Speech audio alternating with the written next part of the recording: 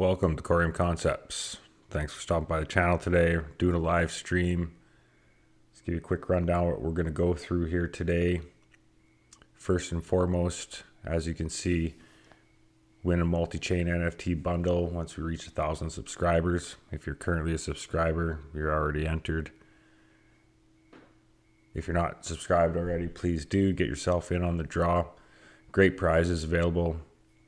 Getting great rewards every month from a couple of those NFTs that I'm just waiting to hand out. So the sooner we can get those to the subscribers, the better. Get in on those rewards. Got a lot to talk about today. There's proposal number 5 on the COREUM version 2 upgrade.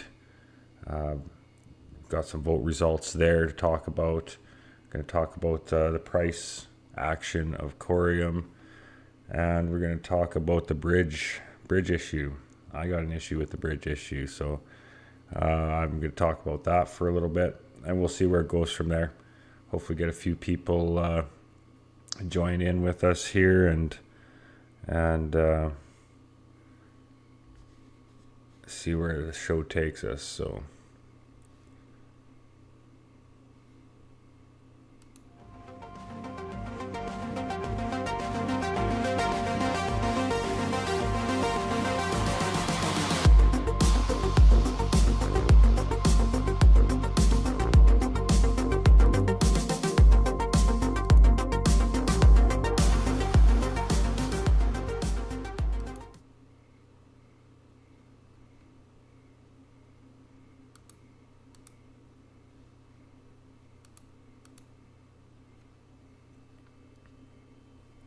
all right, welcome. Let's make sure we're live here.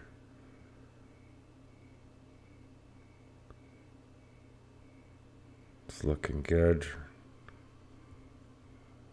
Right on. All right, wow, nice to be back at the home base setup here. Took me a while to get everything up and running here at the office/studio. It's amazing to think this started just, I'll be 8 months ago with my cell phone, doing these videos from a cell phone. Here we are. Couldn't make do with my $200 gaming headset on the road trying to do videos. It was pretty choppy some days, but anyways, we're back. Got everything we need to hopefully do a good show here. Hopefully I can leave you some value. Please hit that like button, get us out into the algorithms, comment, and please share so we can get to that 1,000 subscribers as soon as possible. So I got a lot to talk about today, so let's just get right into it here. We'll just jump into the markets right off the bat. And COREUM, you can see, has fell below that 10-cent mark and currently sitting at 9.229. The airdrop has come to completion as of last night sometime. So the 25 million tokens is on the market circulating. And we're going to talk about a bit more of that on bridging it and whatnot here soon. Sologenic is wondering if it's coming down, pull a little head and shoulders here, but right now it's coming down fairly aggressively, but not quite as fast as COREUM has. Obviously COREUM has airdrop to affect that too, but Sologenic still sitting at 14.2889, and I still have my Sologenic. I tell you, it was getting COREUM hit just under 9 cents, got into the 8-cent mark, and Sologenic was just under 15. It was getting close to 2 to 1. It was tempting, but I don't really like messing with either of those a whole bunch. Don't have a lot of time to watch the charts and play around, but it's interesting times, that's for sure. XRP's come under some pressure, 67.969 cents. See, it's forming a little bull flag there, possibly. can see the trend has just tipped to the red there, so it did get a little bit of FUD in the XRP community here the last few days about another judge's opinion on the case. I'm not sold on that's really what's going on with the price action here, but there's a pretty big pump up, as you can see here. Pretty big swing. It's bound to take some time to balance that out and see where it's off to next. So no real surprise there, but 67.95 cents. And Bitcoin just hovering sideways still and sitting at 29,126.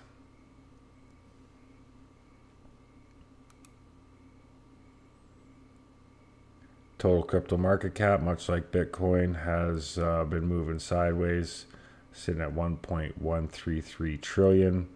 Gold sitting at 1933. Silver $23.58. DXY is holding strong as of late at 102,684.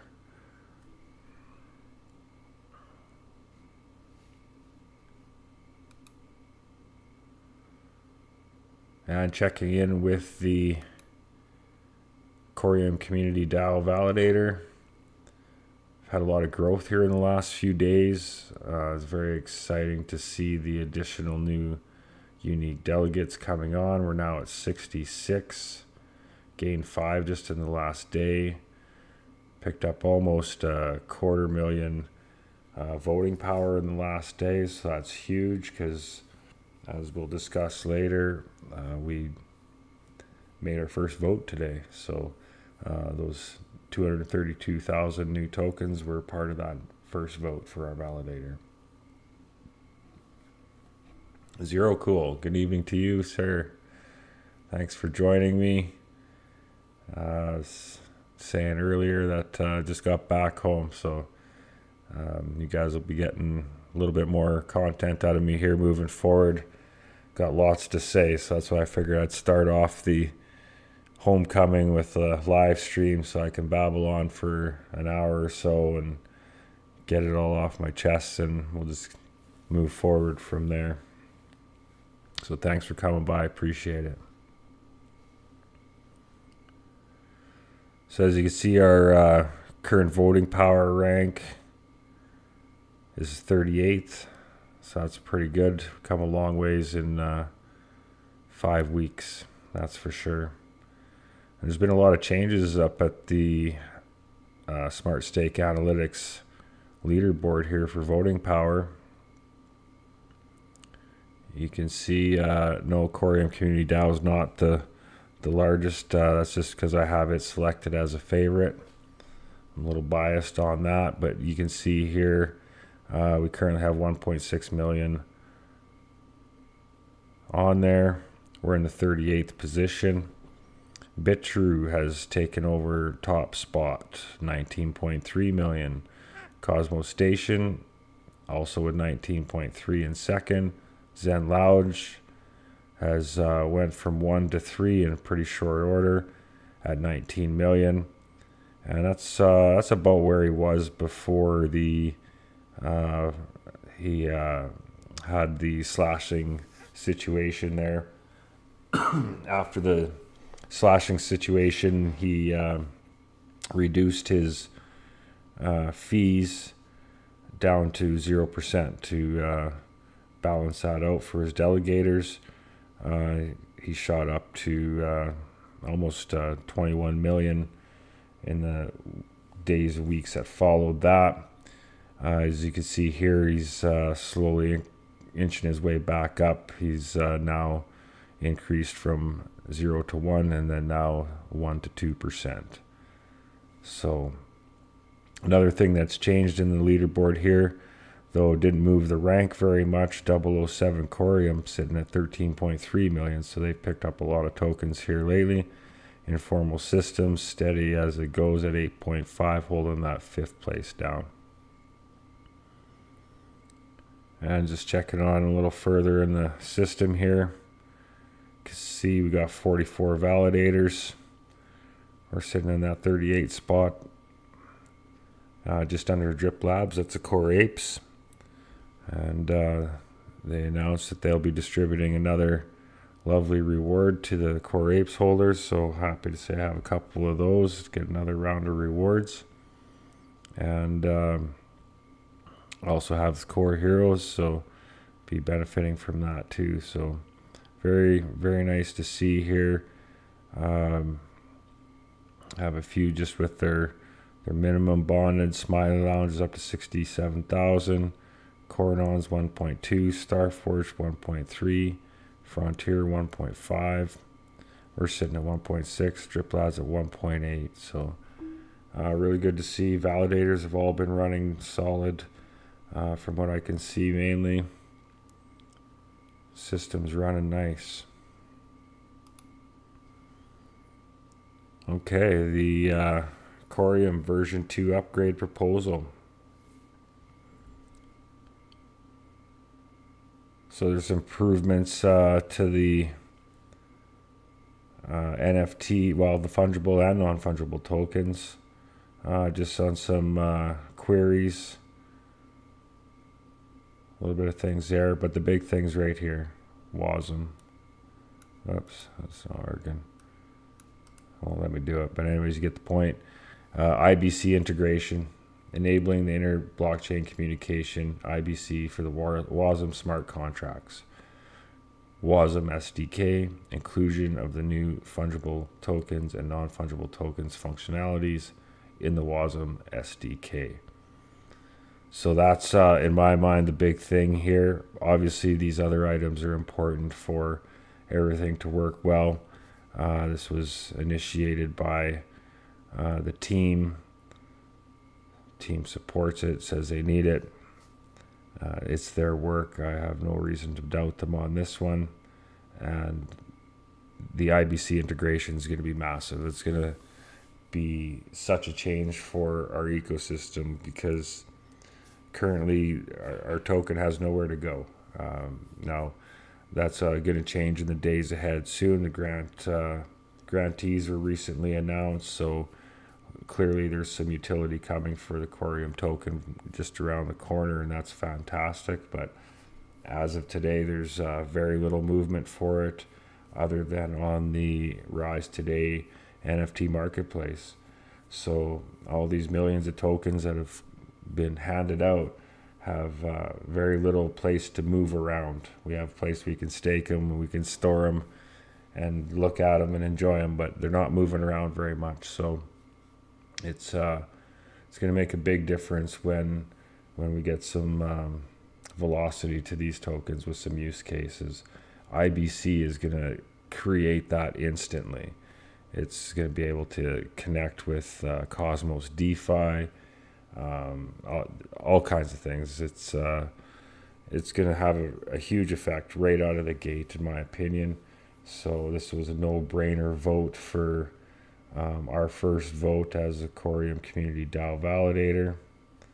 As you can see, this one's actually not updated here, I don't think, because the last one I looked on the other one, it was over 100 million. Okay, there we go. I just had to refresh it. So as you can see, 100,431,980 votes have been submitted.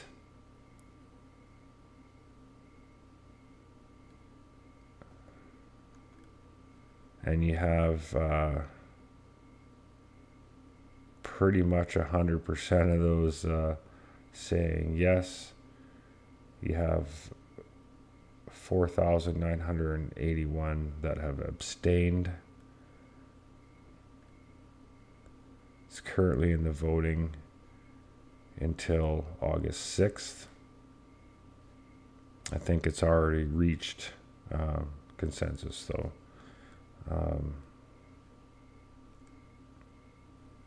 So yeah, that's great to see. IBC is just around the corner. I have not heard any specific timelines. There was apparently a Telegram group voice chat with the team found out about it a little too late. I was at work today and just didn't get to it. I wish I did. I had many questions to field in there.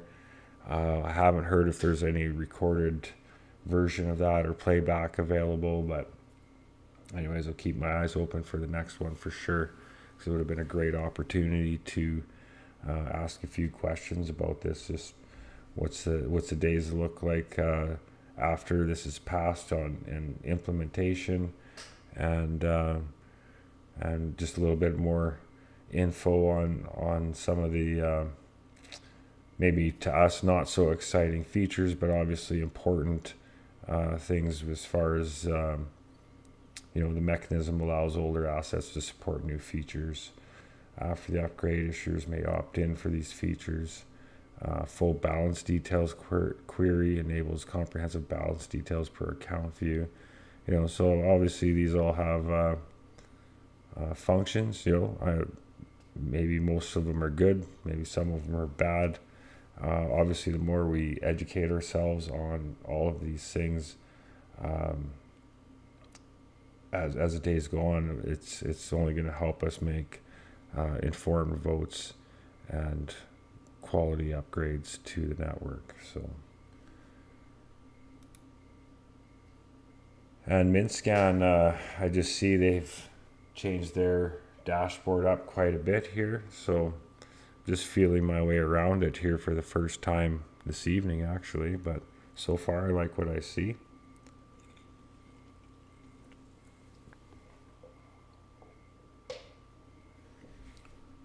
So as you can see here, proposals for a software upgrade.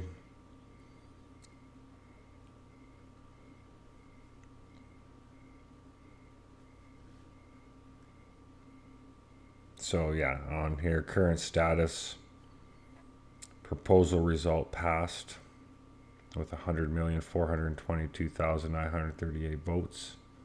Nobody voted no.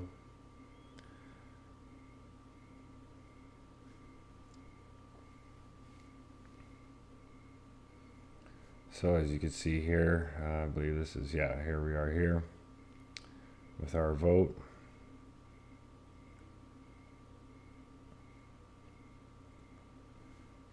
$297 accounts voted yes.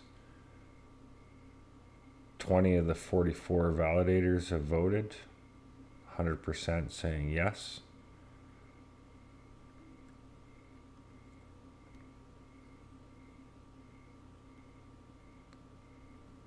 So that's really good to see. It's obviously not always going to be so easy.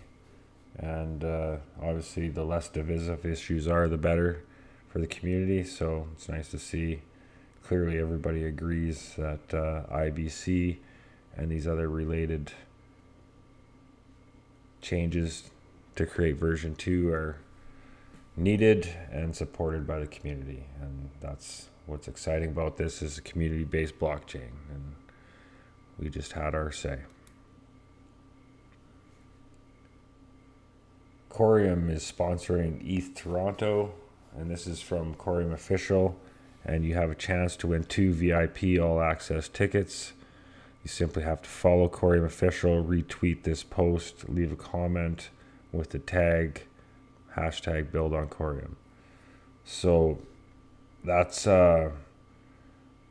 my home country. This is a big deal. This is basically a hackathon for one of the biggest crypto conferences in my country. So it's going to be a great event. I can see keynote speeches, dev workshop, hackathon, sponsored by COREUM. So, one could say, well, what's COREUM doing sponsoring an ETH hackathon? Couldn't find a better place for COREUM to sponsor. The Ethereum developer community is huge.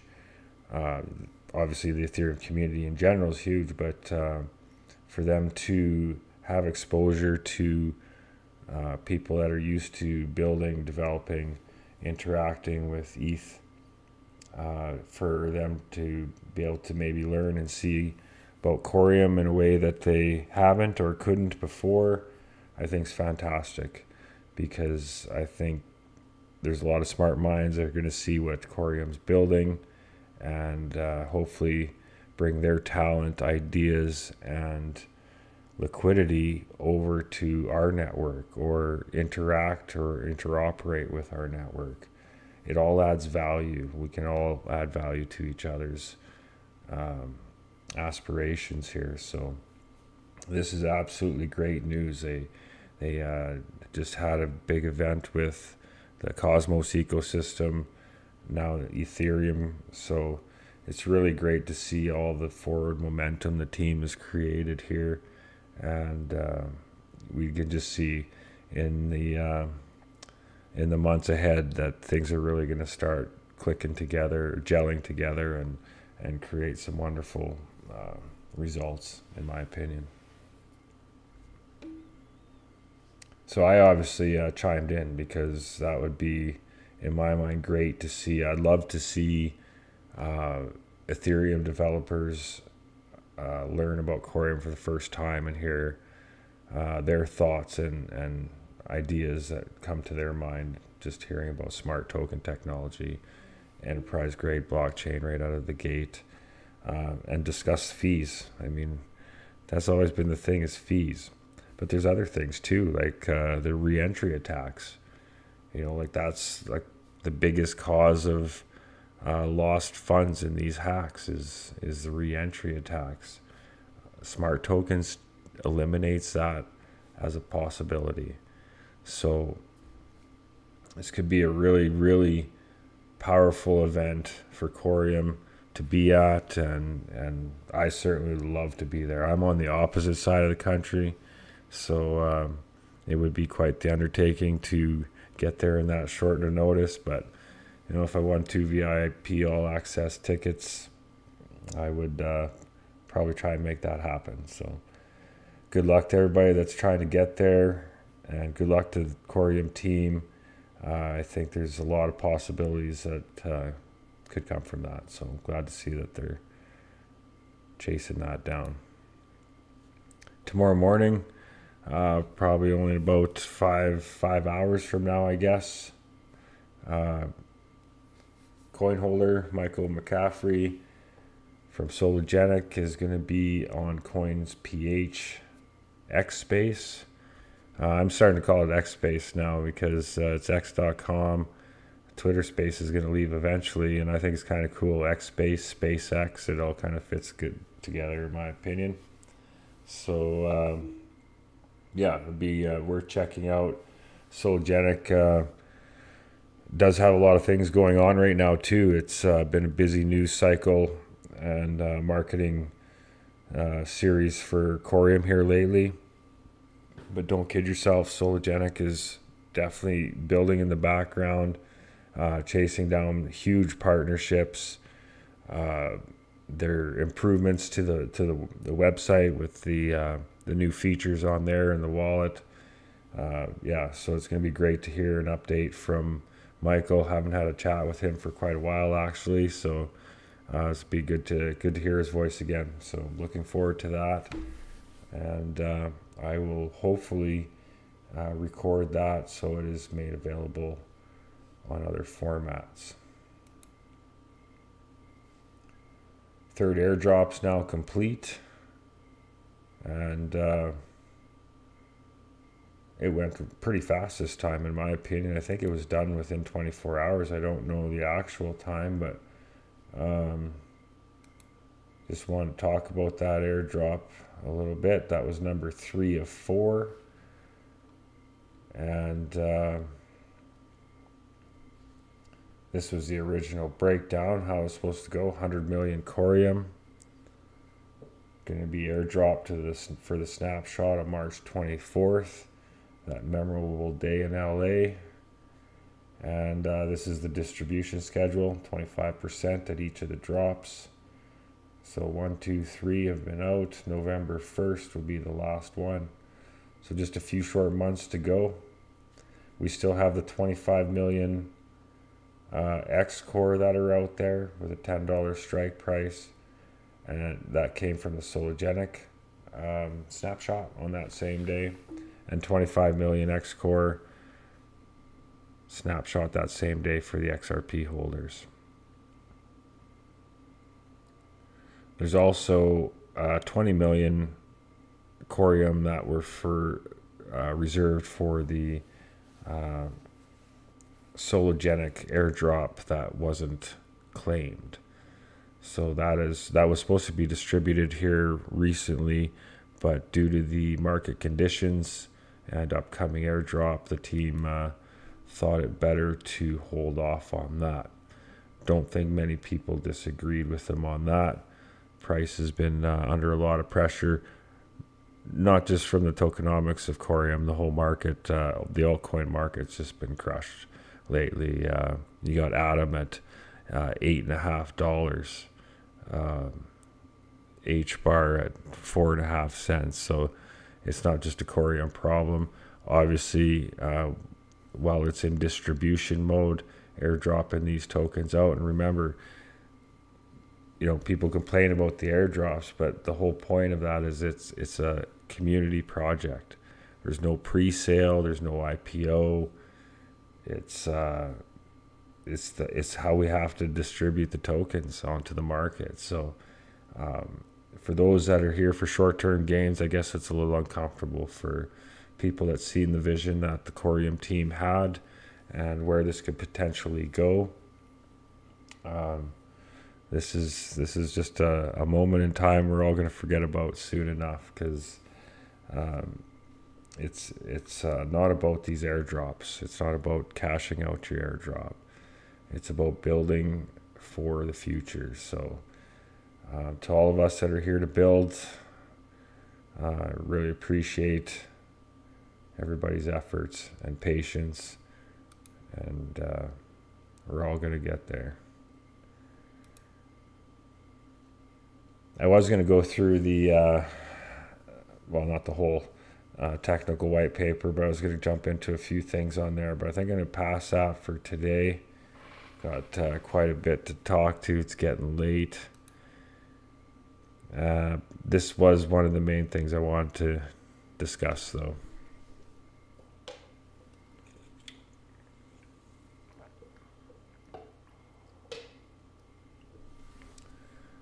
It was, about a week ago, I guess. Got together with risetoday.com. Mark had a demonstration that I recorded while he did it on a bridge between XRP Ledger and COREUM, but beyond what we've been used to as a one-way bridge and a slow bridge, and the other bridge that we had just ended because of some legal complications that actually I've never went back to see what came of that. But nonetheless, the original bridge we had is gone. We're no longer usable. Sologenic took over the function of bridging assets, and though it hasn't had many problems, I don't think. It's seems like it's somewhat of a manual process, takes time, weekends are slow. And I mean, with this technology, it shouldn't be a manual process. Rise, going back months when I first interviewed him, was working on this bridge, not even knowing how needed it would become. But here we are. He has the bridge. I tested it with him, seen the COREUM leave the XRP ledger, go to COREUM mainnet in seconds. And on top of that, I seen it go back the other direction in just as many seconds.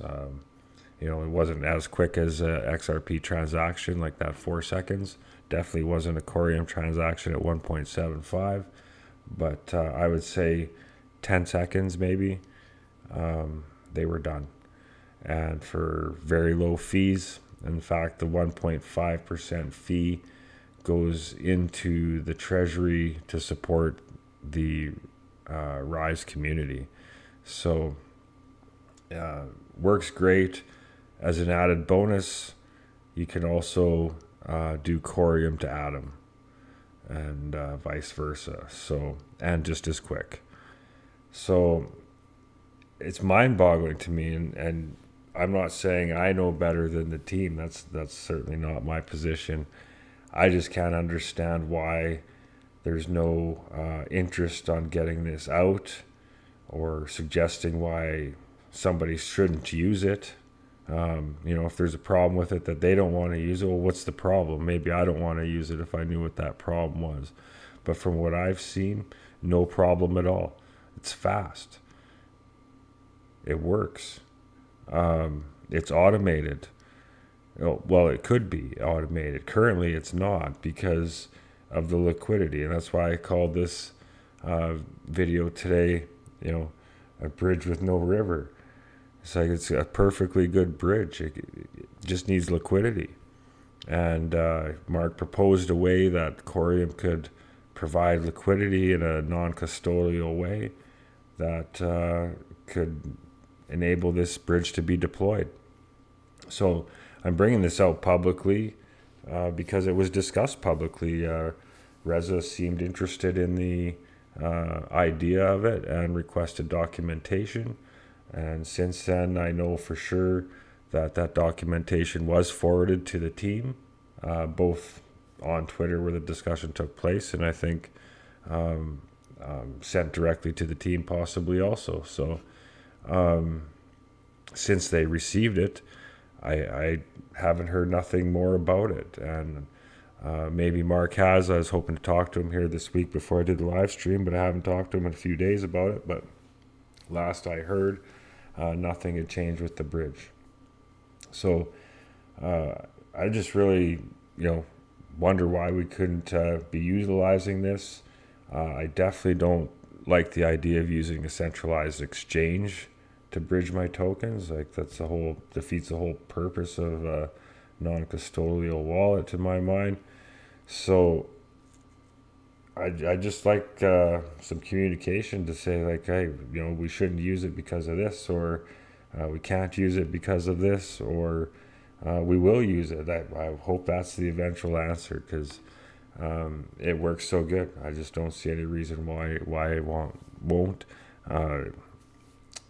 Brought up the code, that does the transaction right there. It's all fairly transparent, auditable for everybody to see and use. So currently, it's just left as if you want to use the bridge, if it's within the amount of liquidity available at the time through Mark at risetoday.com, it's there to use.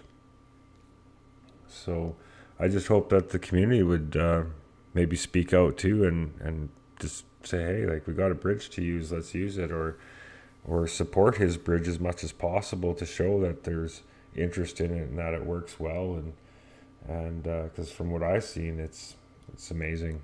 I got no reason to doubt it.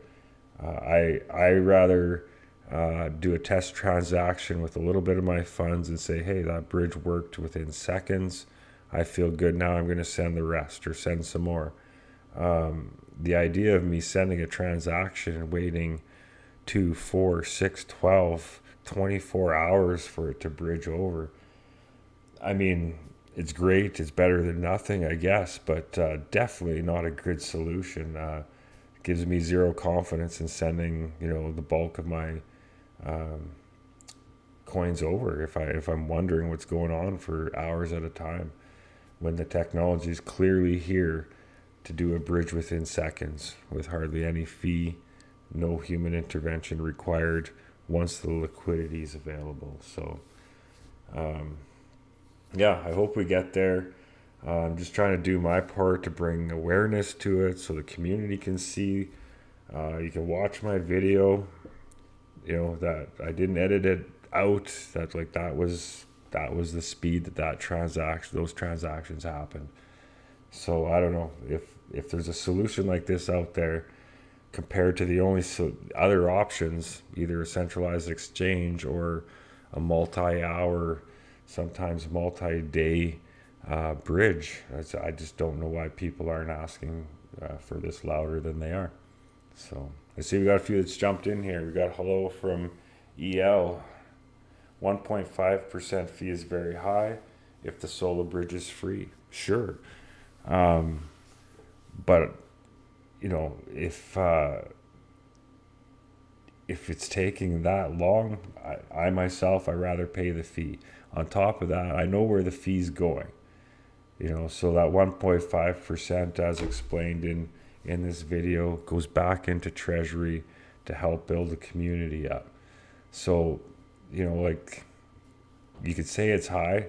Sure, maybe if you're moving large amounts, that might not be ideal, but for just moving your airdrops and some tokens around here and there, I'm happy to pay a 1.5% fee to the Rise Today community, because I believe in their vision. I like what they're trying to build there, and you know, it's just a way to contribute.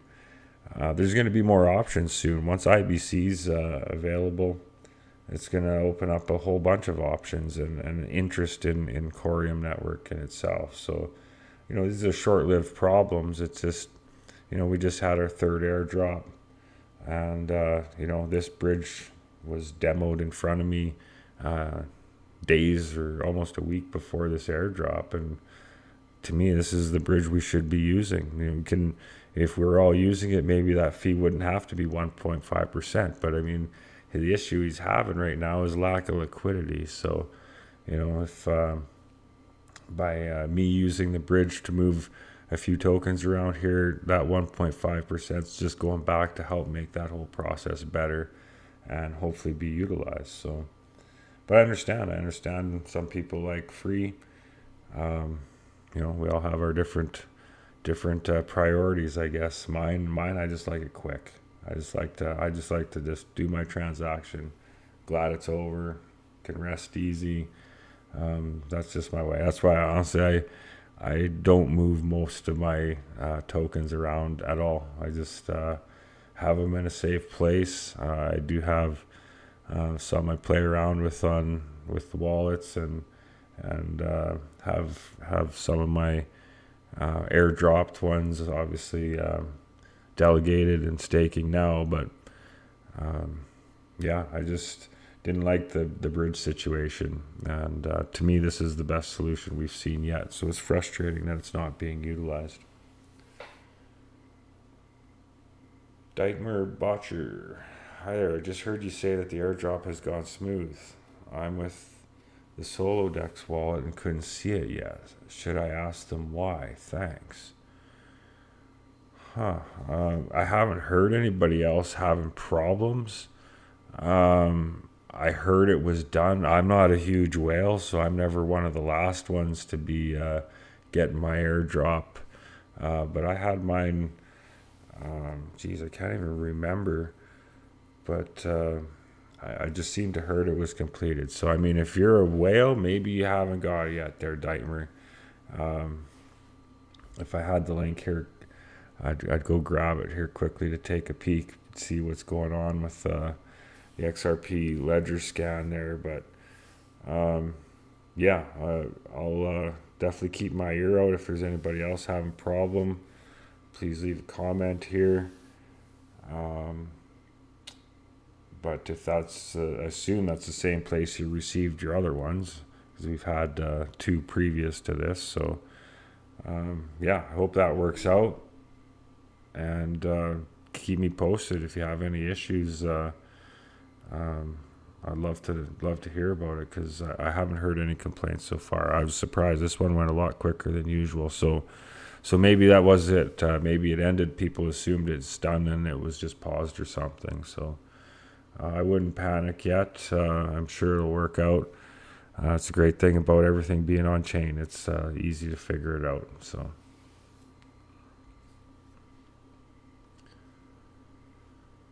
So again, I'm actually hoping to meet up with Rise here, Mark from Rise Today again, for another update. And I'm hoping to, I haven't discussed this with him to make sure it's going to happen, but my plan is I'm going to take some of my tokens and bridge them over, because last time when I recorded this video, it was his tokens and I was just recording the event. But this time, just to hopefully show people that it's not just him running the show on his end, that I myself can utilize this bridge with my tokens, hopefully, and demonstrate it again for everybody to see, and hopefully share and talk about or inspire others to build their own bridges, whatever it is. But we just needed a better damn bridge. I don't care what anybody else says. We can talk about fees, but it's just been a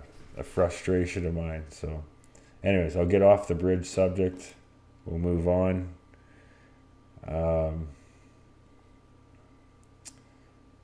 The Palau is one of a kind, using the public XRP ledger to showcase the possibility of a new paradigm with their newest pilot project, the PSC, Central Bank Digital Currency of Palau.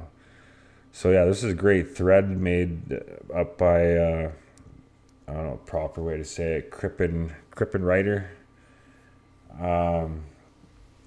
So I did give him a shout out on the post of the video there, and he was appreciative of that, so that was awesome. But yeah, this is a great thread. Glanced over it on yesterday's video, and I was going to touch on it a bit more here tonight. Here's the outline of it, the basics, transaction types, the trust line saga, and settings. So just wanted to jump into this a little bit more here. The Palau stablecoin frequently asked questions, February 17th, 2023. What is the Palau stablecoin? Stablecoin is a token that is fixed in value to another asset. The Palau stablecoin, known as the PSC, is a digital asset fixed in the value to the US dollar. It can be used just like you use fiat currency, but instead of using a wallet, users will hold their PSC using a digital wallet. Okay, well, yeah, I think we all know what a digital wallet is here. Why does the Palau Ministry of Finance believe this is needed in Palau?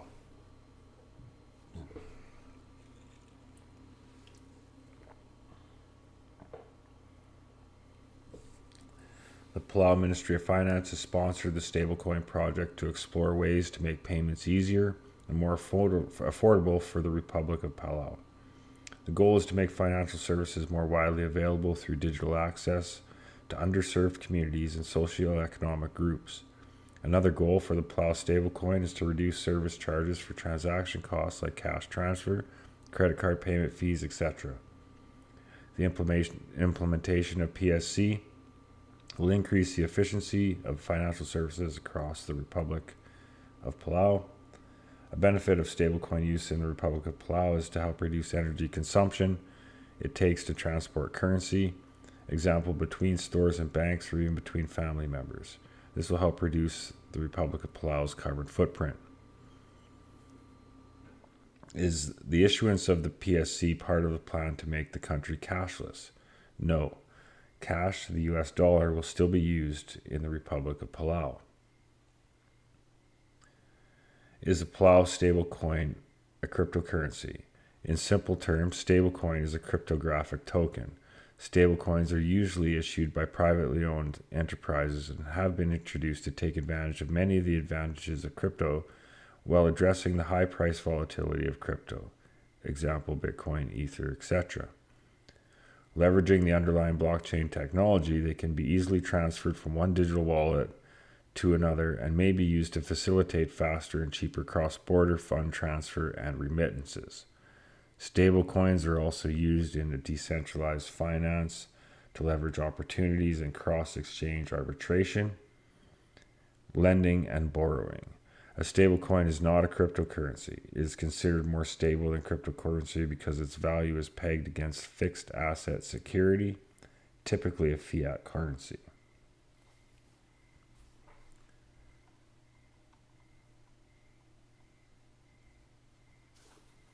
Where will it be accepted? In the initial pilot, only select retailers and government users will accept the stablecoin. The goal is to test technology and get feedback from the people to see how they feel about it, how useful it is before we consider a larger deployment. Is the system secure? Yes, the system is highly secure. Blockchain by its nature is highly secure technology. Access to the Republic stablecoin uses multi-factor authentication, high-level encryption protocols, and enhanced KYC AML standard. Okay, and the pilot was planned for a 3-month period. So that's obviously come and gone. And they obviously liked what they've seen because they've moved forward with it since the pilot. How will using stablecoin differ from using other virtual payment options, i.e. PayPal or Google? PayPal, Venmo, and Google are commercial products, and as such, they charge users fee for some payment services. The Plow stablecoin is sponsored and managed by the Plow Ministry of Finance, not a commercial vendor. There will be no charges with PSU. According to research conducted by Forbes, PayPal and Venmo charge an extra fee, 1.75%, for instant transfers while moving money to your external bank account or card account, and both charge for sending money with a credit card 3% with Venmo and 2.9% on PayPal. PayPal and Venmo also charge fees for business transactions. So that's what we're just talking about, so, compared to free, yes, 1.5% is a high fee, like we were talking about in the comments here. But, compared to our current system, that's still, 50% or more reduction in cost. And the great thing is I'm given that fee to do good for my people, my community, and ecosystem that I support, as opposed to Google and PayPal and Venmo. So part of it's just voting with your money too, just supporting good cause. But nonetheless, these guys are taking a lot of money out of the economy by skimming 4.5% off the top of transactions. It's just crazy. There's a lot of controversy surrounding Bitcoin. How is stablecoin different? Stablecoin doesn't have as many market fluctuations as crypto. Bitcoin is a crypto. Stablecoins differ because their value is linked to government issuing currency or stable assets, which can include cash, bonds, gold, or any number of assets, even other cryptocurrencies. Stablecoins are generally considered to be less volatile in market fluctuations than other forms of crypto. Bitcoin necessitates cryptocurrency mining, which uses incredible amounts of energy. The Plow stablecoin is built with C is backed by $1 in cash, treasury securities, or other safe assets, and thus redeemable on demand. So that just made me think of something here. Go back to here. Where did that go? Oh, got dumped out.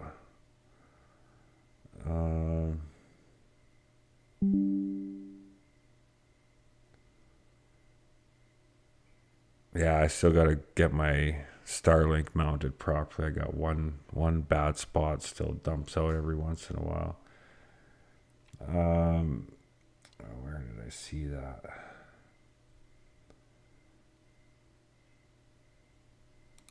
Here it was here. This Miles Dutcher. Tether now holds more U.S. treasuries than Australia, the UAE, and Spain. Their operating profits were also a $1 billion plus for the quarter.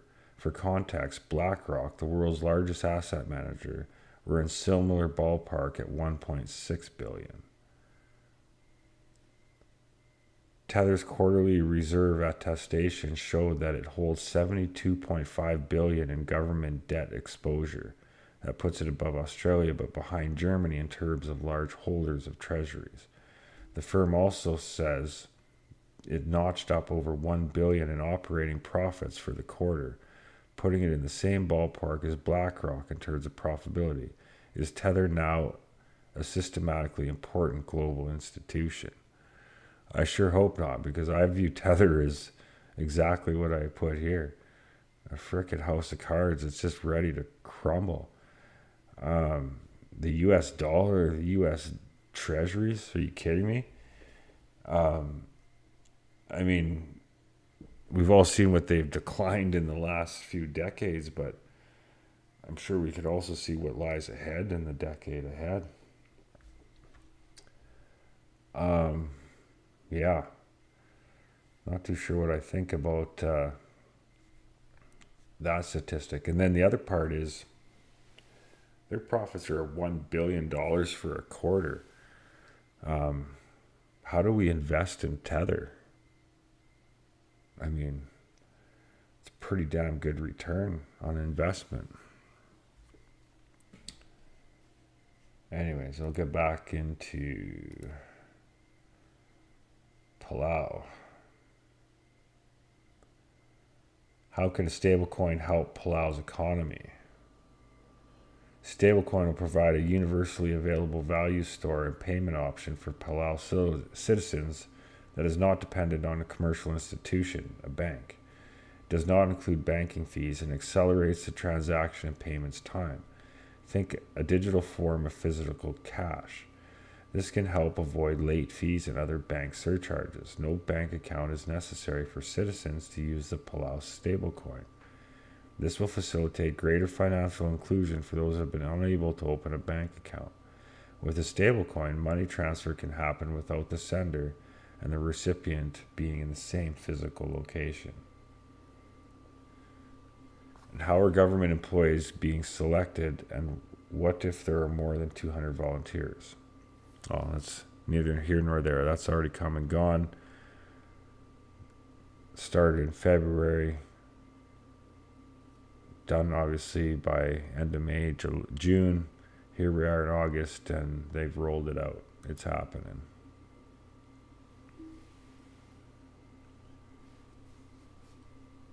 All right, so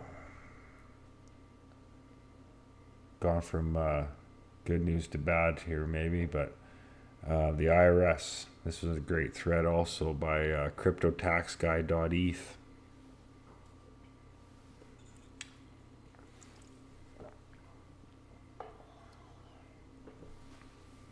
Today, the IRS, staking rewards are income. So he brings up some interesting implications of that here. Glad to see 193,000 people have looked at this. It's a good thread. Today, the IRS issued Revenue Ruling 2023-14, confirming its view that consensus layer staking rewards are taxed at fair market value when the staker has dominion and control over them, i.e. the ability to sell them. A brief thread. Under Notice 2014-21, mining rewards are subject to the tax at ordinary rates when received. Based on the notice, most tax advisors have assumed consensus layer staking rewards are similarly taxed. Today's ruling confirms that assumption. While the ruling is therefore uninspiring, it's still disappointing. The tax law has always required the existence of a payer, such as an employee or other counterparty, for taxable income to accrue to someone. Even treasure trove discoveries are deferred payments. By contrast, when taxpayers extract minerals, harvest crops, breed livestock, produce art or goods, or otherwise exercise dominion and control over property for which no previous owner exists, they aren't taxed until they sell the property. If newly minted tokens are more like newly extracted minerals than service payments or found treasure trove, they shouldn't be taxed until sold. Blockchains are not tax persons, so they're not payers. By contrast, priority transaction fees and MEV rewards are pretty clearly income. That's a conversation to have on another day too. In Jared versus U.S., a staker sued the IRS for a refund of tax he paid on newly minted Tezos rewards. The IRS first contested the refund, then granted it, and then successfully sued to dismiss the case as moot. Some tax experts hope this meant the IRS was rethinking its staking stance. Today's ruling kills that hope. It also raises several serious questions. A. Slashing. And this is why this is relevant to our situation. If staking rewards are ordinary income, are slashing penalties ordinary losses? So it's kind of like gambling, right? Like if you go to the casino and win, you're going to pay taxes, but at the same time, if you're recording losses, or well, it depends where you are, I guess, but you can record that as a loss. And same with your stock market losses, no different than crypto, whatever. So, it's a great point. If they want to tax staking, you got to give that benefit to as potential losses.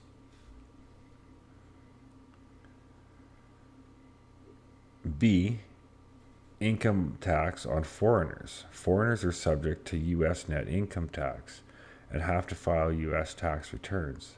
If they are in a U.S. trade or business, does delegating to a U.S. node create a USTB for a foreigner? And I'm no expert on this. From what I have been hearing, though, in my mind, that's what the governments are all trying to work together, especially those WEF ones, is a global tax, a global digital tax. So, though it's a good point, I think the powers that be are trying to address that in ways we might not like, I guess. Withholding on foreigners. Foreigners that are not in a USTB are nevertheless subject to a 30% U.S. withholding tax on income from services performed in the U.S. Does delegating to a U.S. node result in withholding for a foreigner? D. Liquid staking. Most taxpayers take the view that the U.S. tax law doesn't look through non-rebasing LSTs like RETH and wrapped ETH. If they're right, U.S. taxpayers who buy LSTs can turn current ordinary income into deferred capital gains. Is that the right policy result? I note that while revenue rulings are binding only on the IRS, not on taxpayers, they tend to be viewed as persuasive. Thus, U.S. home stakers would be well advised to pay taxes on their rewards unless they're ready to go to court. That said, there might be some hope in the future. The Loomis-Gillibrand bill would not tax mining or staking rewards until sale. Wyden and Crapo's recent request for comments on the taxation of digital assets suggests that they are amenable to a similar approach. That's all for now. Here's a link to the ruling.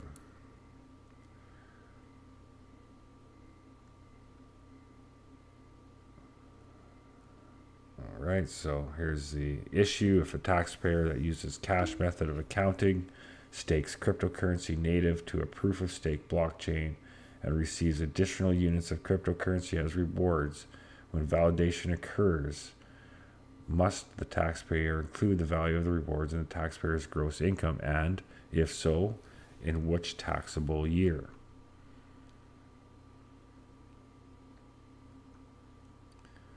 All right.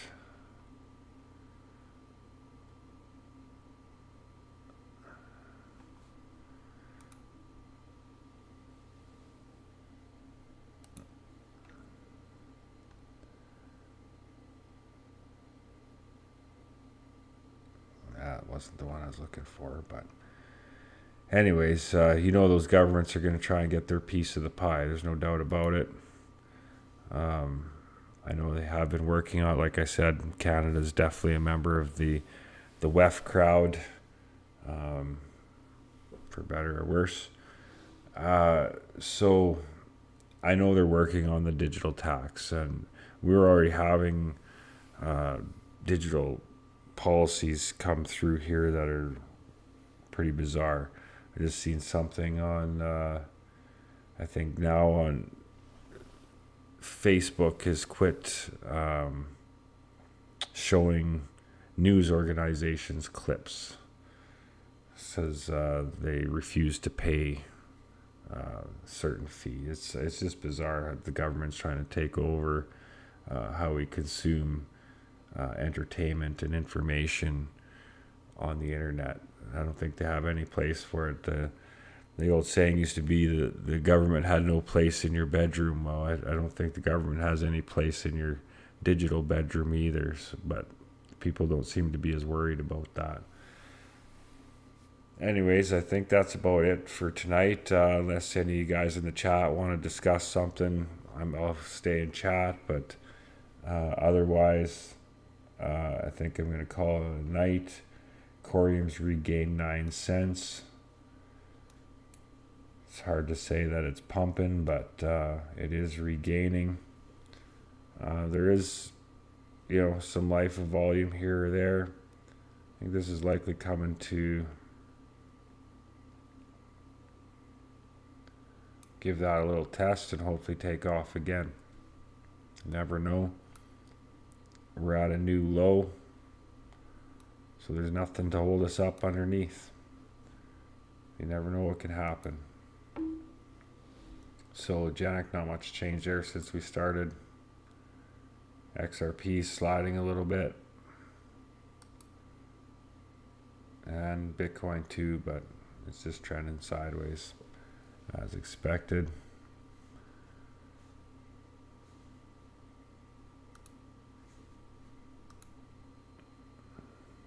All right, well, I'm going to wind it down.